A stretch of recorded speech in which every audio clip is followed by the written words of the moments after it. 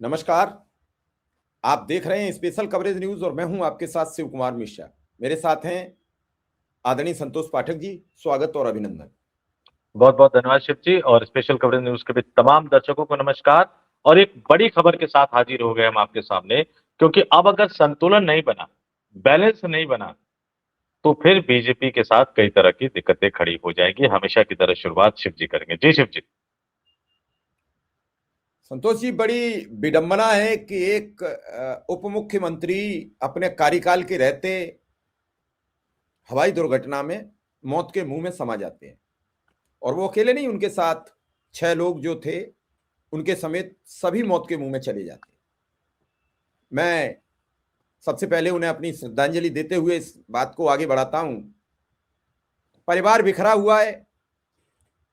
अभी कई तरीके की बातें कही जा रही हैं शरद पवार के ऊपर। शरद पवार ने कह दिया कि हमें राजनीति मत धकेलो। ममता बनर्जी, फारूक उमर अब्दुल्ला, अखिलेश यादव, स्टालिन और कई पूर्व मुख्यमंत्री इस पूरे मामले में भी और वहां के स्थानीय नेता इस जांच को आगे बढ़ाने का प्रयास कर रहे हैं। लेकिन इस सब के बावजूद जो सबकी निगाह नहीं जा रही है कि अगर शिंदे नाराज चल रहे हैं, इसमें तो कोई दो राय है नहीं। बीएमसी का मेयर नहीं बन पा रहा है, मुंबई का मेयर नहीं बन पा रहा है और कई जगह भाजपा ने एआईएमआईएम से हाथ मिला लिया। कई जगह, एक जगह नहीं, कई जगह। तो क्या राजनीति के खातिर आप कुछ भी करोगे? इस देश में हिंदू मुसलमान की एक बड़ी खाई खोदकर मुसलमानों के समर्थन से मेयर बना लोगे, मुसलमान के समर्थन से कश्मीर में सरकार चला लोगे। जहां मौका मिले पूजा 3 प्रकार की, छोटी बड़ी मझोल, जब जैसा मौका लगे वैसा बिस्तर खोल। दर्शक समझ गए होंगे, इसीलिए हमने बड़ी साधारण पंक्ति का उदाहरण देकर आपको समझाने का प्रयास किया है। अब वहां मामला बिगड़ता नजर आ रहा है। दरअसल टोटल 288 सीट है, उनमें 2 सीटें फिलहाल खाली बताई जा रही हैं। एक तो अजीत पवार की सीट खाली हो गई।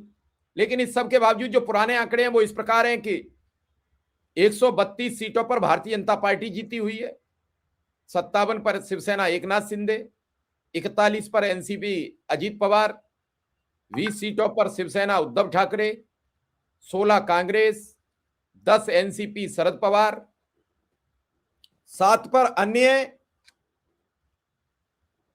2 समाजवादी पार्टी के खाते में और 3 अन्य जिनमें एआईएमआईएम समेत फुटकर लोग हैं। ये 288 सदस्यीय विधानसभा का सदस्यता का आंकलन है।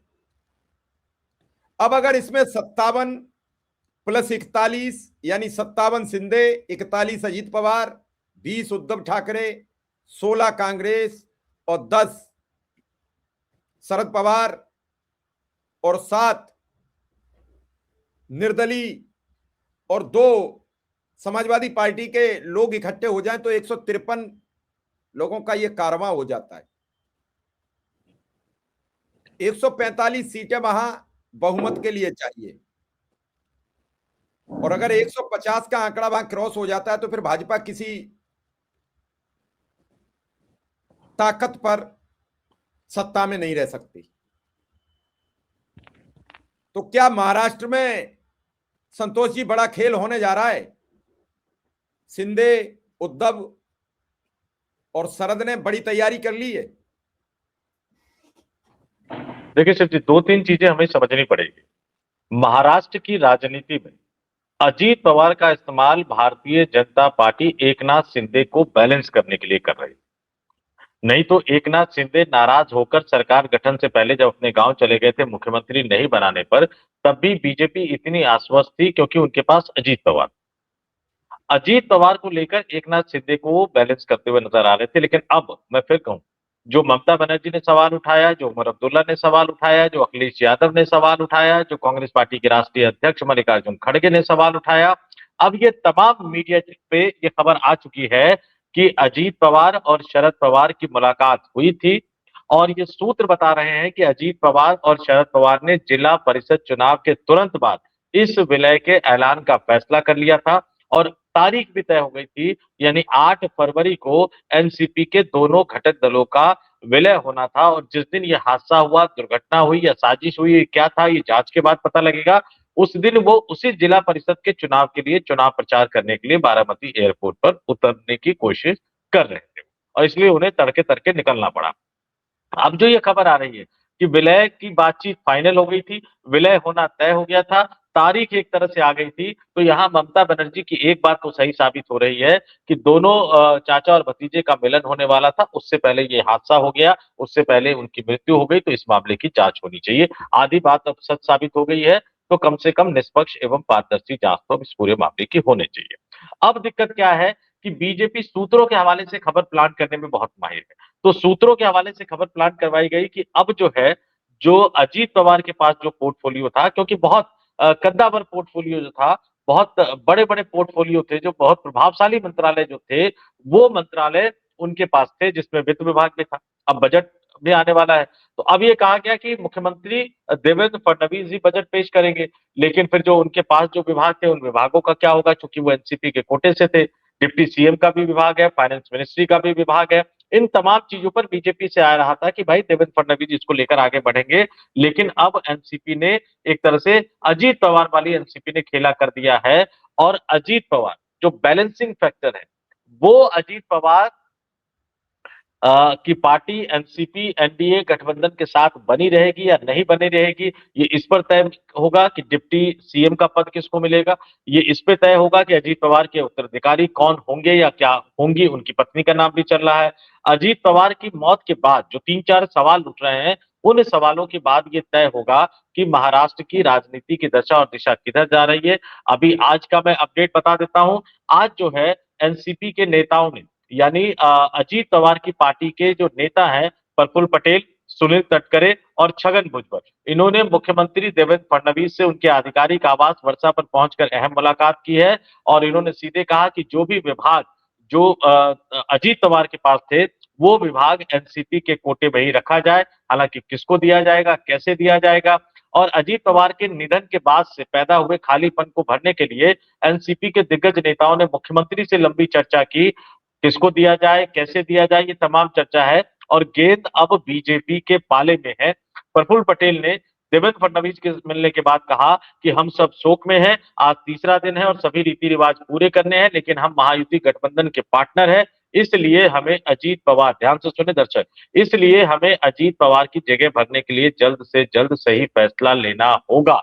इसके साथ ही मैं ये भी साफ करना चाहता हूं कि कोई भी फैसला लेने से पहले हमें अपने लोगों की जन भावना पर विचार करना पड़ेगा और इस परिवार को दुख से उबरने के लिए कुछ समय देना होगा। अब आप देखिए, अजीत पवार का कद महाराष्ट्र की राजनीति में और एकनाथ शिंदे का कद, अजीत पवार कहीं ऊपर थे।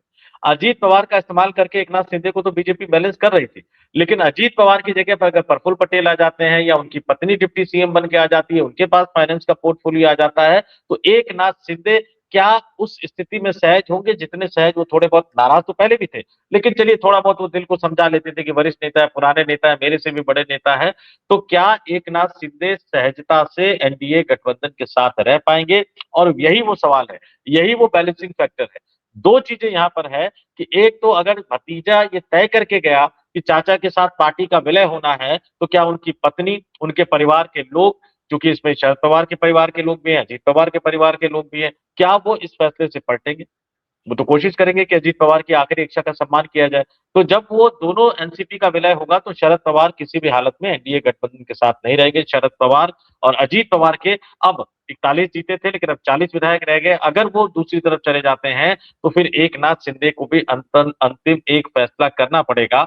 और जहां तक मैं जानता हूं शरद पवार को, कि स्थितियां कुछ ऐसी बन रही है कि अब ये हो सकता है कि शरद पवार उद्धव ठाकरे को इस बात के लिए मना ले कि एकनाथ शिंदे को महाराष्ट्र का मुख्यमंत्री बना दे। और जब ये वाला ऑफर उनके पास चला जाएगा कि एकनाथ शिंदे को महाराष्ट्र का मुख्यमंत्री बना दे, तो फिर शिंदे का भी मन डोलेगा और जो तमाम आंकड़े आप बता रहे हैं, वो आंकड़े ये बता रहे हैं कि उसके बाद महाराष्ट्र की राजनीति में एक बड़ा खेला हो जाएगा, भारतीय जनता पार्टी के गठबंधन की सरकार की विदाई हो जाएगी। संतोष जी, इस पूरे प्रकरण में शरद पवार की अब हाँ की जरूरत बची है। शरद पवार इस पर यस कर देते हैं, क्योंकि फिलहाल शरद पवार ही अब इसके पार्टी के कर्ता धर्ता बचेंगे। हालांकि एनसीपी के लोगों ने शरद पवार की पत्नी सुनेत्रा को डिप्टी सीएम बनाए जाने की मांग शुरू कर दी है। परिवार अभी दुख में है तो सीएम डिप्टी सीएम की अभी चर्चा नहीं होगी, लेकिन एकनाथ शिंदे जो नाराज चल रहे हैं वो जरूर कुछ सोचेंगे और इस घटना के बाद वो बेहद आहत होंगे, क्योंकि वो तो घर से उड़ते हैं तो भी हेलीकॉप्टर से ही जाते हैं, तो कहीं ना कहीं सवाल तो खड़े होंगे। ऐसे में एकनाथ शिंदे अगर मन बदलते हैं, और वो काफी समय से बदले बदले नजर आ रहे हैं, वो जैसे बीएमसी के परिणाम आते हैं अपने 29 पार्षद एक होटल में बंद कर देते हैं, उसके बाद भी उनके बयान आते हैं, वो मुख्यमंत्री पद का चयन होता तो रूठ कर गांव चले जाते हैं। ऐसे में अगर उन्हें मौका हाथ आया तो क्या वो पार्टी बदलने में या गठबंधन बदलने में देरी लगाएंगे, अगर उन्हें मुख्यमंत्री पद का ऑफर मिला? बिल्कुल, अगर उनको लगेगा कि यहाँ पर उनके कद के हिसाब से, अब देखिए कद तो चूंकि वो मुख्यमंत्री रह चुके, तो मुख्यमंत्री बनने के बाद तो कद अपने आप बढ़ जाता है। भाई इस देश में आप किसी को भी प्रधानमंत्री बना दीजिए, किसी को भी मुख्यमंत्री बना दीजिए, कद अपने आप बढ़ जाता है। ये हमने देखा है कि मुख्यमंत्री बनने के बाद एक औरा हो जाता है, प्रधानमंत्री बनने के बाद एक औरा हो जाता है। तो वो निश्चित तौर पर अगर उनको लगेगा कि उनके कद के हिसाब से उनके साथ इंसाफ नहीं किया जा रहा है, और दूसरी तरफ से उन्हें उस पद का ऑफर दिया जा रहा है जिस पद पर वो बैठना चाहते हैं। अभी तो भैया मुख्यमंत्री के आधिकारिक आवास पर जाना पड़ता है, लंबे समय तक वो घर उनका रहा। तो अब जो पद का ऑफर दिया जा रहा है, और मैं फिर कह रहा हूं कि अब चूंकि ये मसला सिर्फ अब राजनीति का नहीं रह गया, एक भावनात्मक मसला हो गया। अजीत पवार ने चाचा के साथ बात करके फैसला किया, पार्टी के विलय का फैसला हुआ, तारीख तय हो गई, अब वो व्यक्ति चले गए इस दुनिया से। अब परिवार पर दायित्व है कि जो व्यक्ति अपने आखिरी दौर में एक बड़ा राजनीतिक फैसला करके गया, सिर्फ उसका औपचारिक ऐलान बाकी था, क्या उनके परिवार के सदस्य उनकी अंतिम इच्छा को पूरी करते हैं या नहीं करते। दूसरी बात, अगर पूरी करेंगे और पार्टी का विलय होगा एनसीपी के साथ, तो शरद पवार तो एनडीए गठबंधन का हिस्सा कभी भी बनना नहीं चाहे। तीसरी बात, अगर वो उस तरफ जाते हैं तो उस तरफ जाने के लिए उनके पास क्या ऑफर। भैया अजीत पवार की पार्टी के विधायक अगर उस तरफ जाएंगे तो पूछेंगे ना शरद पवार से कि साहब हमारे लिए क्या आदेश है, हमारे लिए आपके पास क्या है। तो जो मंत्रालय उनके पास है, जो पोर्टफोलियो उनके पास है, जो मंत्री है, उनको मंत्री तो बनाना पड़ेगा। तो मंत्री तो वो तभी बनेंगे जब सरकार बनेगी, और सरकार बनाने के लिए फिर आपको एकनाथ शिंदे को साधना पड़ेगा, क्योंकि महाराष्ट्र का गणित ही कुछ इस तरह से है। और एकनाथ शिंदे डिप्टी सीएम बनने के लिए एनडीए गठबंधन छोड़कर वो विपक्षी गठबंधन के साथ तो नहीं जाएंगे। बिल्कुल। तो जाहिर सी बात है कि उनको एक बड़ा ऑफर देना पड़ेगा, और मुझे लगता है कि शायद शरद पवार इस मसले पर इकलौते ऐसे बड़े नेता हैं जो उद्धव ठाकरे को भी मना सकते हैं, राहुल गांधी को भी मना सकते हैं, और अब राहुल गांधी को भी ये लग रहा है कि अगर सरकार बदली जा सकती है तो हमें सरकार बदलने के लिए कोशिश जरूर करनी चाहिए। लेकिन अब हमें इससे थोड़ा सा आगे बढ़ना चाहिए। बजट में तो चलिए हो सकता है कि बजट तक उतनी जल्दी फैसला ना हो पाए और देवेंद्र फडणवीस जी आपको बजट पेश करते हुए नजर आए, लेकिन इससे आगे क्या होगा। अगर महाराष्ट्र में गठबंधन की राजनीति में ये बड़ा फेरबदल, ये बड़ा बदलाव हो जाता है, तो वो क्या आपको लगता है महाराष्ट्र तक ही सीमित रहेगा? महाराष्ट्र तक सीमित नहीं रहेगा, क्योंकि फिर एकनाथ शिंदे अपने सांसदों को लेकर जाएंगे विपक्षी गठबंधन में। ध्यान से सुनिएगा, और एकनाथ शिंदे अपने सांसदों को लेकर विपक्षी गठबंधन में जाएंगे तो एक तरह से विदाई की पटकथा लिखनी तय हो जाएगी। फिर जो तमाम लोग जो दुखी है, चाहे वो नीतीश कुमार हो, चाहे वो चंद्रबाबू नायडू हो, जो ये तमाम लोग दुखी हैं, इन लोगों का दुख निकलकर सामने आ जाएगा, और वो भी एक स्वाभाविक तौर पर एक विकल्प की तलाश में जुट जाएंगे। तो ये एनडीए गठबंधन को महाराष्ट्र में अगर झटका लगेगा, तो वो झटका सीधे सीधे जो है वो देश की राजधानी दिल्ली में भी लगता हुआ नजर आएगा, देश के प्रधानमंत्री नरेंद्र मोदी की विदाई के। दरअसल एनसीपी के नेता छगन भुजबल आज मांग कर रहे हैं कल पार्टी के विधायक दल की बैठक होगी, और बैठक में सुनेत्रा पवार को नेता चुना जाएगा, और उन्होंने कहा कि एनसीपी के विलय पर अब फैसला शरद पवार लेंगे। ये किसने कह दिया? ये सुनेत्रा पवार ने कह दिया। अगर विलय होती है तो 40 और 8 48, 40 और 10 50, एक सीट पर चुनाव होगा जो अजीत पवार की सीट होगी, यानी फिर उनके भी वहां से उनकी पत्नी चुनाव लड़ेगी। और वो महाराष्ट्र की राजनीति का एक गणित है शिव जी, की सरकार किसी की भी रहे, उस सीट पर बीजेपी भी अपना उम्मीदवार नहीं उतारेगी, जहां तक मैं समझता हूं। नहीं, अब तो शायद कांग्रेस भी ना उतारे, लेकिन सवाल ये कांग्रेस और बीजेपी से नहीं है। सवाल यहाँ पे ये है कि इस पूरे घटनाक्रम में वो सांसद ही छोड़ेंगी कि नहीं छोड़ेंगी, बेटे को विधायक बनाएंगी, ये भी तो हो सकता है। वो नहीं सांसद नहीं है इस। नहीं नहीं, वो मैं इसलिए मैंने बीजेपी का नाम इसलिए लिया क्योंकि जो मुझे ये लग रहा है कि उनको अब विपक्षी गठबंधन में ही जाना पड़ेगा। और दूसरी बात, अगर उन्हें महाराष्ट्र में डिप्टी सीएम बनना है तो निश्चित तौर पर उनको विधायक बनना पड़ेगा, और विधायक बनना पड़ेगा तो फिर उनको सांसदी छोड़नी पड़ेगी, फिर उनके बेटे को सांसद बनाया जा सकता है। लेकिन ये तमाम चीजें तब होगी जब पहले ये फैसला हो जाए कि अजीत पवार की उत्तराधिकारी उनकी पत्नी ही होगी। और जहां तक उन्होंने कहा कि विलय का फैसला शरद पवार को करना है, तो मतलब ये गेंद शरद पवार में है कि आप विलय का फैसला करिए और साथ ही साथ सरकार गठन को लेकर भी कुछ आगे बढ़िए। मैं फिर कह रहा हूं कि अजीत पवार के विधायक अगर एनडीए गठबंधन से निकलेंगे तो कुछ ना कुछ तो चाहेंगे। जो मंत्री है वो तो मंत्री ही बनना चाहेगा, और सरकार से निकलना इतना ज्यादा आसान नहीं होता।